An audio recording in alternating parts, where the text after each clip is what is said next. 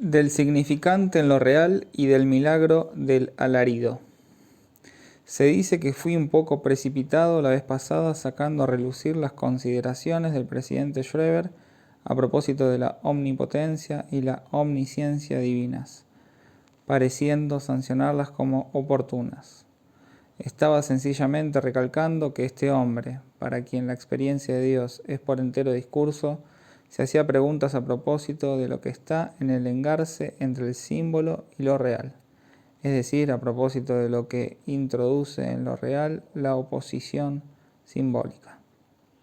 ¿Acaso he debido precisar que lo notable era que precisamente eso cautivara la mente del paciente, que en el registro de su experiencia le parecía difícil concebir que Dios pudiese prever el número que saldrá en la lotería? Este señalamiento no excluye, por supuesto, las críticas que tal objeción puede provocar en quien esté dispuesto a responderle. Alguien me hacía notar, por ejemplo, que los números se distinguen por coordenadas espaciales y que en base a eso mismo distinguimos a los individuos cuando se plantea el problema del principio de individualización.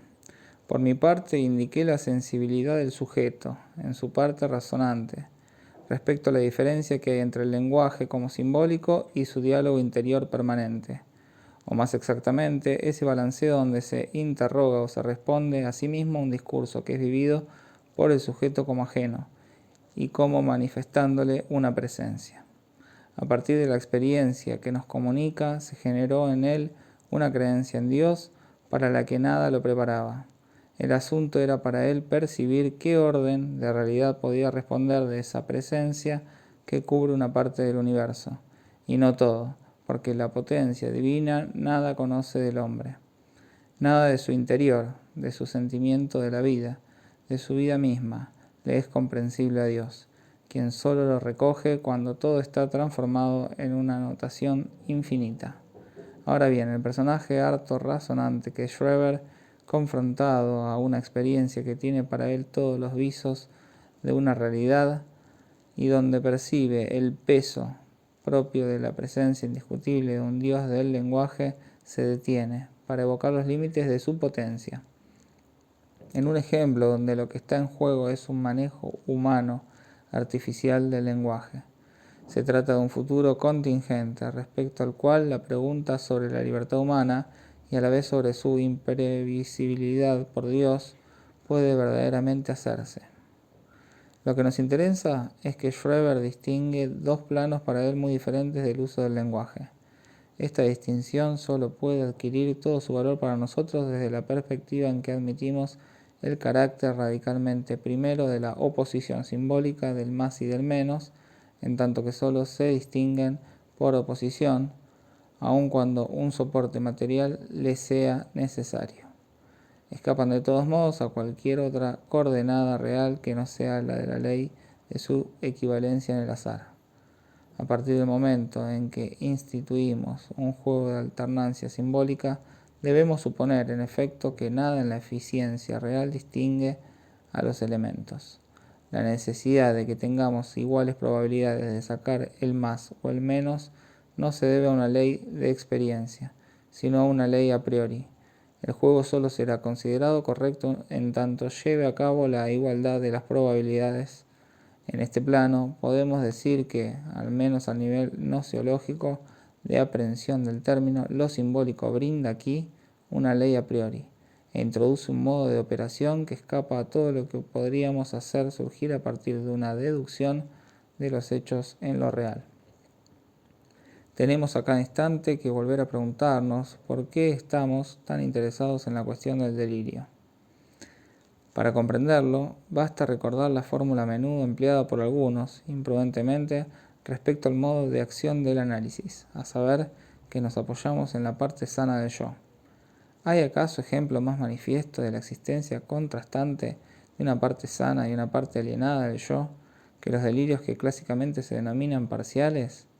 ¿Hay acaso ejemplo más impactante que la obra de este presidente Schreber, que nos brinda una exposición tan sensible, tan atractiva, tan tolerante de su concepción del mundo y de sus experiencias, y que manifiesta con igual energía asertiva el modo inadmisible de sus experiencias alucinatorias? Ahora bien, ¿quién pues no sabe? Este es, diría, el hecho psiquiátrico primero, que ningún apoyo sobre la parte sana del yo permitirá ganar 1 milímetro sobre la parte manifiestamente alienada. El hecho psiquiátrico primero, gracias al cual el debutante se inicia en la existencia misma de la locura en cuanto tal conduce a abandonar toda esperanza de cura por ese rodeo. Por eso mismo, hasta la llegada del psicoanálisis siempre fue así, cualquiera sea la fuerza más o menos misteriosa a la que se recurriese: afectividad, imaginación, senestesia. Para explicar esta resistencia a toda reducción razonante de un delirio que se presenta sin embargo como plenamente articulado y accesible en apariencia a las leyes de coherencia del discurso. El psicoanálisis aporta, en cambio, una sanción singular al delirio del psicótico, porque lo legitima en el mismo plano en que la experiencia analítica opera habitualmente, y reconoce en sus discursos lo que descubre habitualmente como discurso del inconsciente. No aporta, sin embargo, el éxito en la experiencia. Este discurso, que emergió en el yo, se revela, por articulado que sea, y podría admitirse incluso que está invertido en su mayor parte, puesto en el paréntesis de la Verneinung, irreductible, no manejable, no curable. En suma, podría decirse, el psicótico es un mártir del inconsciente, dando al término mártir su sentido, ser testigo. Se trata de un testimonio abierto. El neurótico también es un testigo de la existencia del inconsciente. Da un testimonio encubierto que hay que descifrar. El psicótico, en el sentido en que es, en una primera aproximación, testigo abierto, parece fijado, inmovilizado, en una posición que lo deja incapacitado para restaurar auténticamente el sentido de aquello de lo que da fe y de compartirlo en el discurso de los otros. Intentaré hacerles ver qué diferencia hay entre discurso abierto y discurso cerrado a partir de una homología, y verán que hay en el mundo normal del discurso cierta disimetría y que ya es boza la que está en juego en la oposición de la neurosis con la psicosis. Vivimos en una sociedad donde no está reconocida la esclavitud.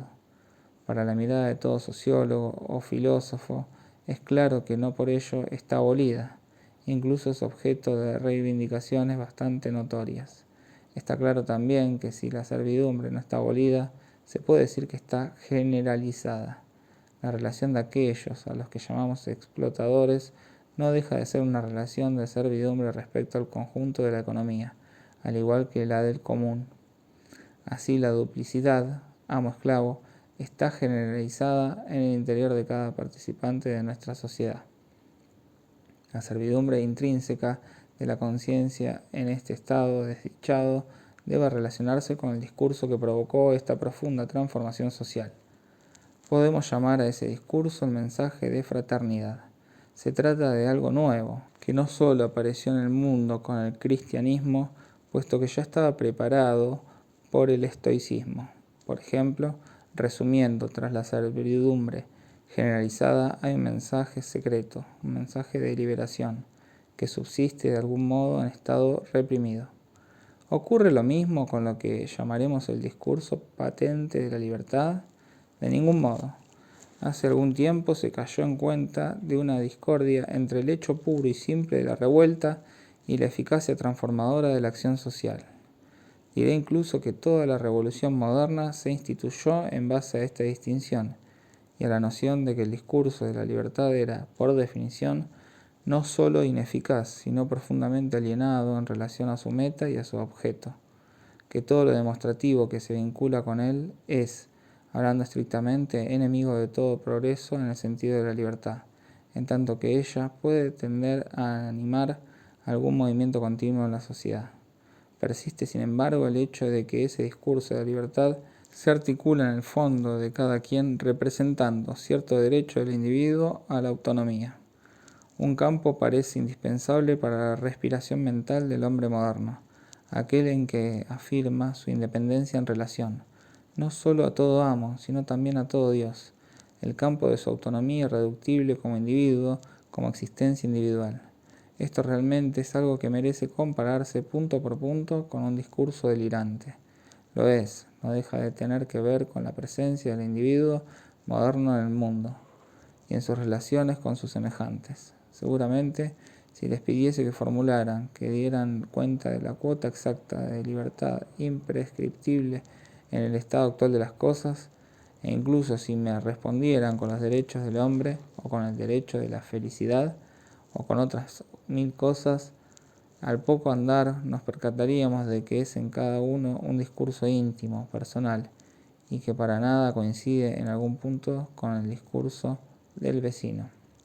Resumiendo, me parece indiscutible la existencia en el individuo moderno de un discurso permanente de la libertad.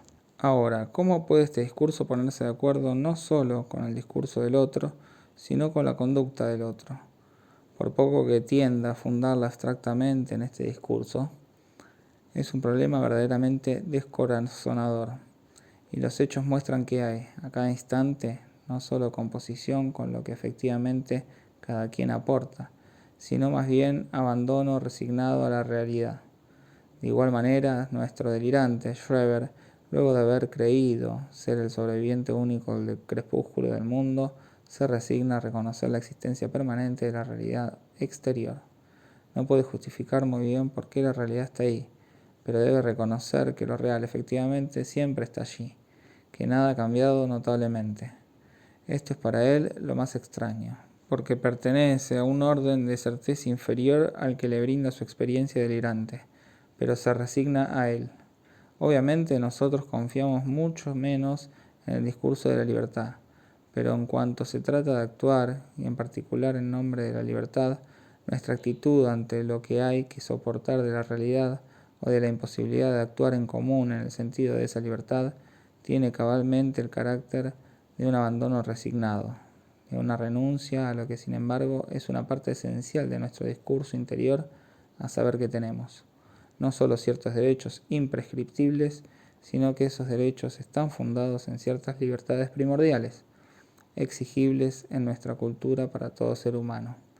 Hay algo irrisorio en ese esfuerzo de los psicólogos por reducir el pensamiento a una acción comenzada, o a una acción elidida o representada, y por asignarla a lo que se supone coloca siempre al hombre a nivel de la experiencia de un real elemental, de un real de objeto que sería el suyo.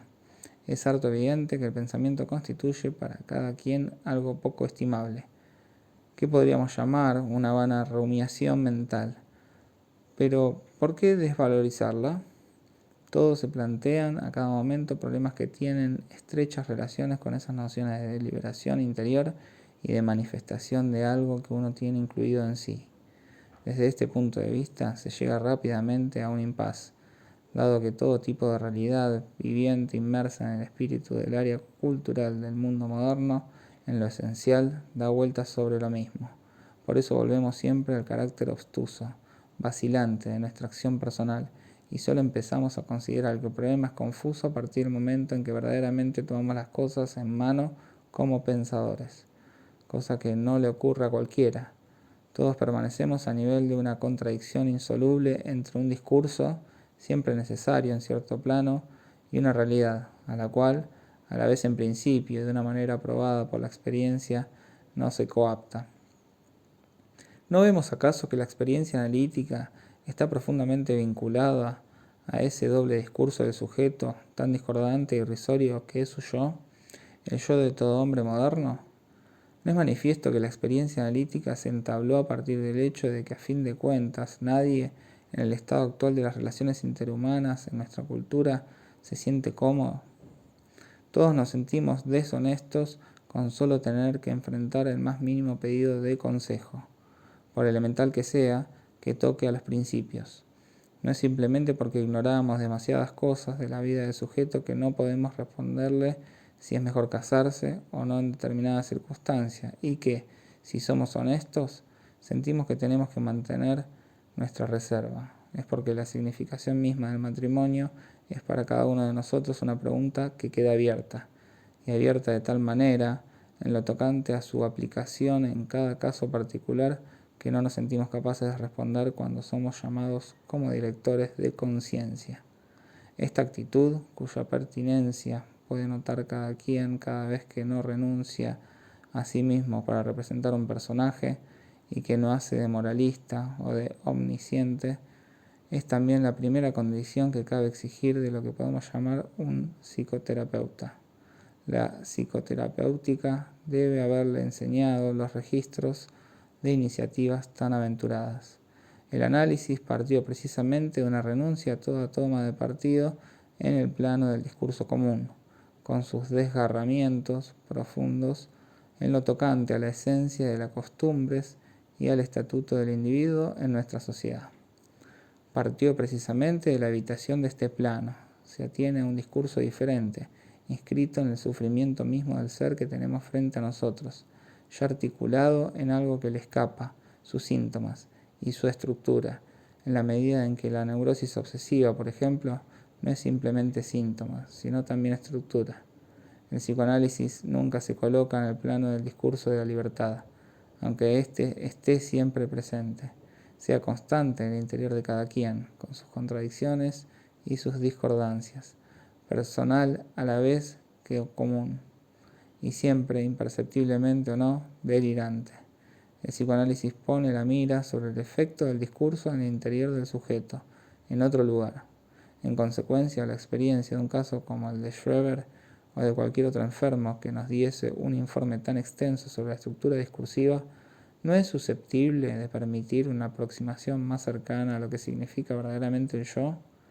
El yo no se reduce a una función de síntesis, está ligado indisolublemente a esa especie de bienes inalienables, de parte enigmática, necesaria e insostenible, que constituyen parte del discurso del hombre real a quien tratamos en nuestra experiencia. Ese discurso ajeno en el seno de cada quien, en tanto se concibe como individuo autónomo. El discurso de Schreber tiene ciertamente una estructura diferente. Schreber señala al inicio de uno de sus capítulos muy humorísticamente: dicen que soy un paranoico. En efecto, en aquella época todavía no se había salido lo suficiente de la primera clasificación de Kraepelin para poder no calificarlo de paranoico, cuando sus síntomas iban más allá.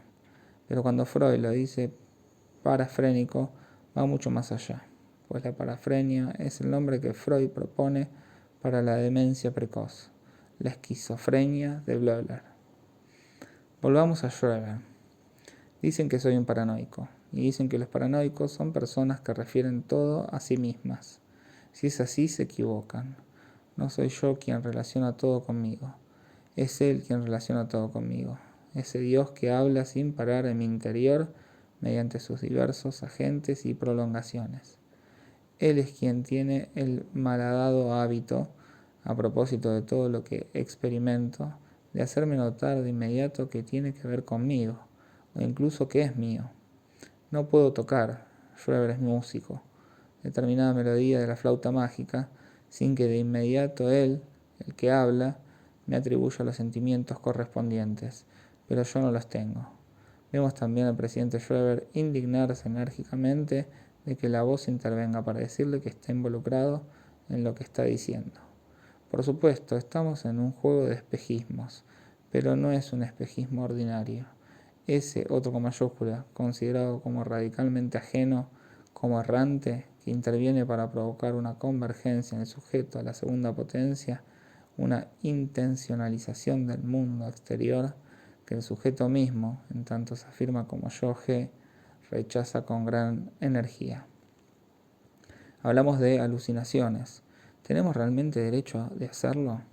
Cuando escuchamos el relato, no nos son presentadas como tales, según la noción comúnmente aceptada, para la cual es una percepción falsa.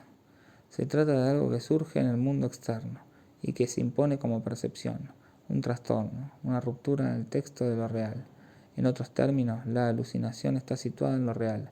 La cuestión previa está en saber si una alucinación verbal no exige cierto análisis de principio que interrogue la legitimidad misma de esta definición. Tengo que retomar un camino en el que ya los fastidié un poco, recordándoles los fundamentos mismos del orden del discurso y refutando su estatuto de superestructura, su relación de pura y simple referencia a la realidad, su carácter de signo y la equivalencia que habría entre la nominación y el mundo de los objetos.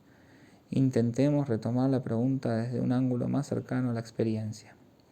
Nada es tan ambiguo como la alucinación verbal.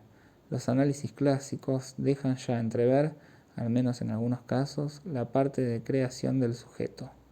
Es lo que se llamó la alucinación verbal psicomotriz, y los esbozos de articulación observados fueron recogidos con alegría porque traían la esperanza de una explicación racional satisfactoria del fenómeno de la alucinación. Este problema merece ser abordado a partir de la relación de la boca al oído, que no solo existe de sujeto a sujeto, sino también para cada sujeto quien, a la par que habla, se escucha a sí mismo. Cuando uno ha llegado hasta este punto, cree que ya ha dado un paso y que puede vislumbrar muchas cosas. A decir verdad, la llamativa esterilidad del análisis del problema de la alucinación verbal se debe al hecho de que este señalamiento es insuficiente, que el sujeto escucha lo que dice, es precisamente algo a lo cual conviene no prestarle atención, para volver a la experiencia de lo que sucede cuando escucha a otro. ¿Qué ocurre si atienden solamente a la articulación de lo que escuchan, al acento o bien a las expresiones dialectales, a cualquier cosa en el registro del discurso de vuestro interlocutor sea literal? Hay que poner un poco de imaginación, pues tal vez sea imposible llevarlo al extremo, pero es muy claro cuando se trata de una lengua extranjera en un discurso, lo que uno comprende es distinto de lo que se percibe acústicamente. Es todavía más simple si pensamos en el sordomudo, quien es capaz de recibir un discurso a través de signos visuales realizados con los dedos, según el alfabeto sordomudo. Si el sordomudo está fascinado por las bellas manos de su interlocutor, no registrará el discurso vehiculizado por esas manos. Diría aún más, lo que registra, a saber la sucesión de esos signos, su oposición, sin la cual no hay sucesión. ¿Podemos decir en sentido estricto que la ve? Tampoco podemos contentarnos con esto. En efecto, el sordomudo, a la vez que registra la sucesión que le es propuesta, puede muy bien no comprender nada si nos dirigimos a él en una lengua que ignora. Como quien escucha el discurso en una lengua extranjera, habrá visto perfectamente la frase, pero será una frase muerta. La frase solo cobra vida a partir del momento en que presenta una significación. ¿Qué quiere decir esto? Si estamos verdaderamente convencidos de que la significación siempre se relaciona con algo que solo vale en tanto remite a otra significación, es claro que la vida de una frase está vinculada profundamente al hecho siguiente, que el sujeto está a la escucha, que se destina esa significación. Lo que distingue a la frase en tanto que es comprendida de la frase que no lo es, cosa que no le impide ser escuchada, es precisamente lo que la fenomenología del caso delirante destaca tan bien, a saber la anticipación de la significación. Por su índole propia de la significación, en tanto que se dibuja, tiende a cada instante a cerrarse para quien la escucha. Dicho de otro modo, el oyente del discurso participa en forma permanente en relación a su emisor, y hay un vínculo entre oír y hablar que no es externo, en el sentido de que uno se escucha hablar, sino que se sitúa a nivel del fenómeno mismo del lenguaje. Es al nivel en que el significante arrastra la significación y no el nivel sensorial del fenómeno, donde oír y hablar son como el derecho y el revés. Escuchar palabras, acordarle su escucha, es ser ya más o menos obediente. Obedecer no es otra cosa que tomar la delantera en una audición. Resumamos, el sentido va siempre hacia algo, hacia otra significación, hacia la clausura de la significación. Remite siempre a algo que está delante o que retorna sobre sí mismo. Pero hay una dirección. ¿Quiere esto decir que no tenemos punto de parada? Estoy seguro que sobre este punto hay una incertidumbre permanente en sus mentes, dada la insistencia con la que digo que la significación remite siempre a la significación. Se preguntan si a fin de cuentas el objetivo del discurso, que no es sencillamente recubrir, ni siquiera encubrir el mundo de las cosas, sino tomar apoyo en él de vez en cuando, no se nos perdería irremediablemente. Ahora bien, no podemos en modo alguno considerar como su punto de parada fundamental la indicación de la cosa. Hay una no equivalencia absoluta del discurso con indicación alguna. Por reducido que supongan el elemento último del discurso, nunca podrán sustituirlo por el índice. Recuerden el muy atinado comentario de San Agustín: si designo algo mediante un gesto del dedo, nunca se sabrá si mi dedo designa el color del objeto o su materia, o una mancha, o una rajadura, etc. Hace falta la palabra, el discurso para discernirlo. Hay una propiedad original del discurso con respecto a la indicación, pero no es allí donde nos encontramos la referencia fundamental del discurso. ¿Buscamos dónde se detiene? Pues bien, siempre a nivel de ese término problemático que se llama el ser. No quisiera hacer aquí un discurso demasiado filosófico, sino mostrarles, por ejemplo, qué quiero decir cuando digo que el discurso apunta esencialmente a algo para lo cual no tenemos otros en término más que el del ser. Les ruego entonces detenerse un momento en lo siguiente. Están en el declinar de una jornada de tormenta y fatiga. Contemplan la sombra que comienza a invadir lo que los rodea, y algo les viene a la mente, que se encarna en la formulación la paz del atardecer. No creo que nadie tenga una vida afectiva normal e ignore que eso es algo que existe, y que tiene un valor muy distinto al de la aprehensión fenoménica del declinar del brillo del día, al de la atenuación de líneas y pasiones. En la paz del atardecer hay a la vez una presencia y una selección en el conjunto de que los rodea.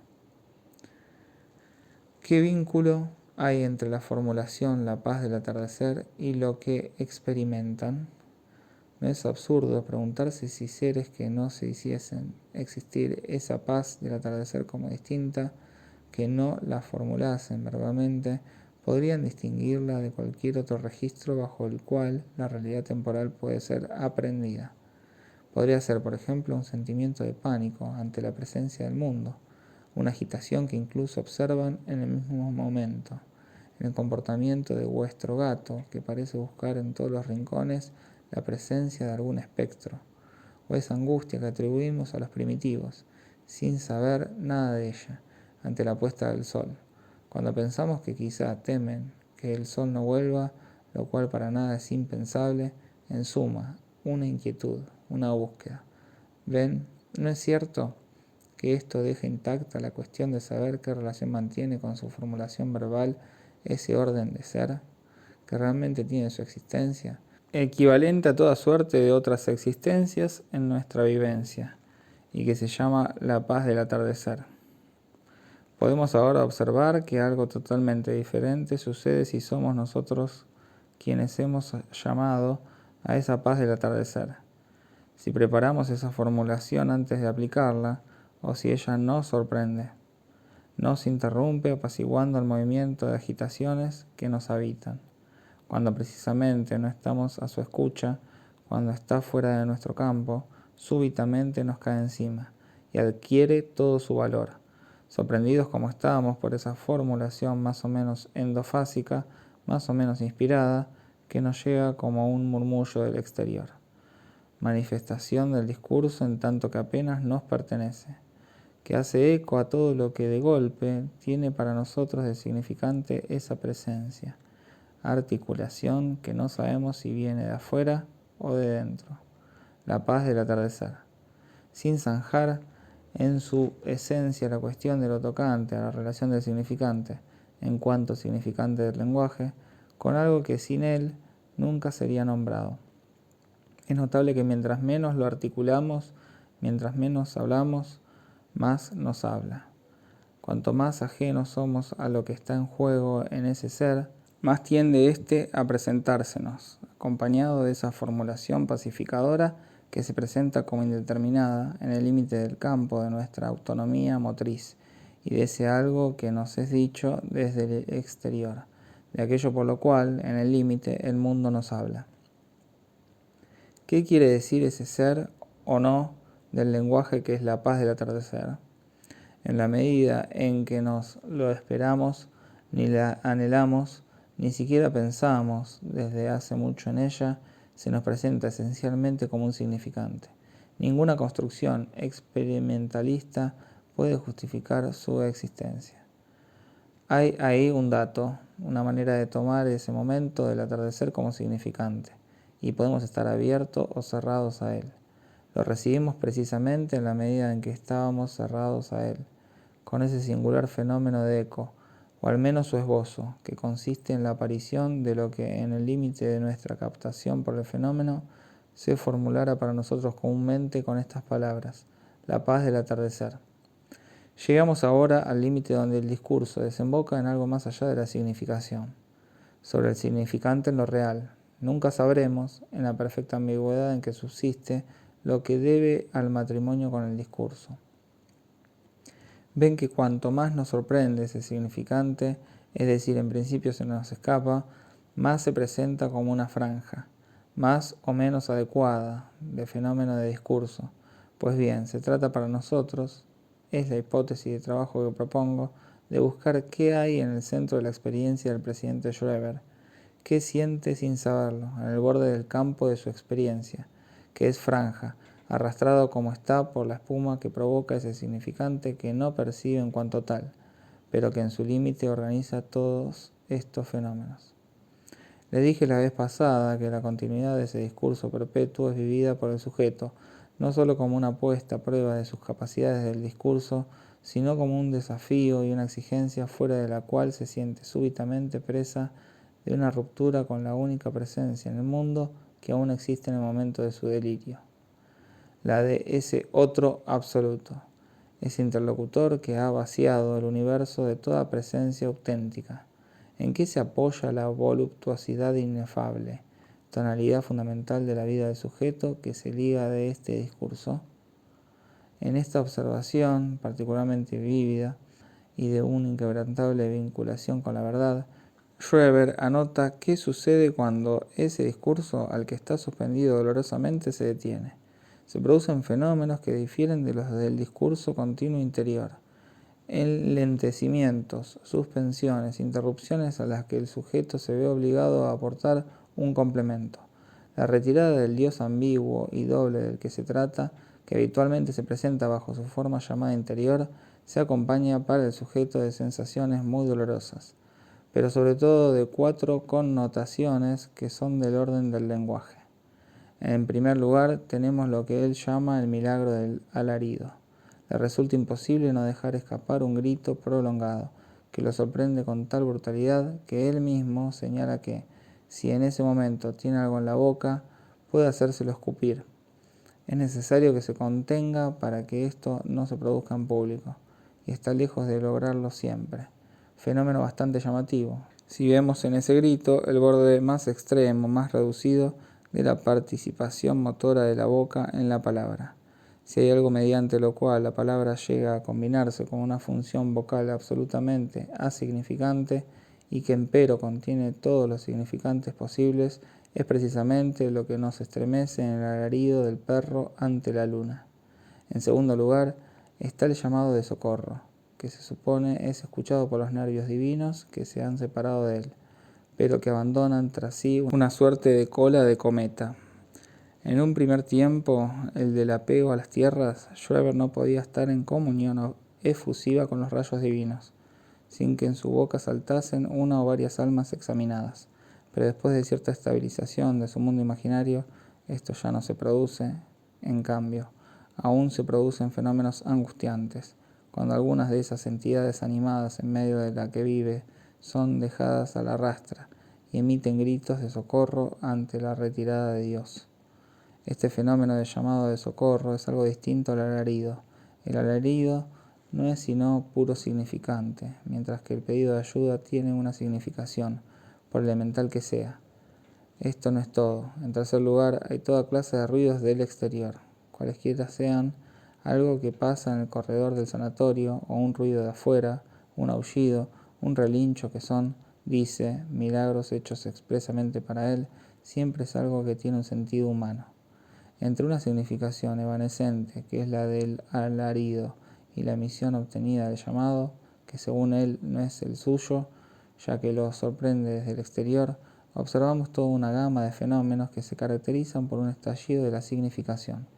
Schreber sabe bien que son ruidos reales, que suele escuchar a su alrededor, pero tiene la convicción de que no se producen en ese momento por azar, sino para él en la vía de retorno de la derelicción en el mundo exterior, y coordinados son los momentos intermedios de absorción en el mundo delirante. Los otros milagros, para los que construye toda una teoría de la creación divina, consisten en el llamado de cierto número de seres vivientes, que son en general pájaros cantores, que deben ser distinguidos de los pájaros hablantes, que forman parte del entorno divino, que ven el jardín, y también insectos de especies conocidas. El sujeto tuvo un bisabuelo entomólogo, creados especialmente para él por la omnipotencia de la palabra divina. Así, entre estos dos polos, el milagro del alarido y el llamado de socorro, se produce una transición donde pueden verse las huellas del pasaje del sujeto, absorbido en un vínculo indiscutiblemente erotizado. Las connotaciones están presentes. Es una relación femenino-masculino.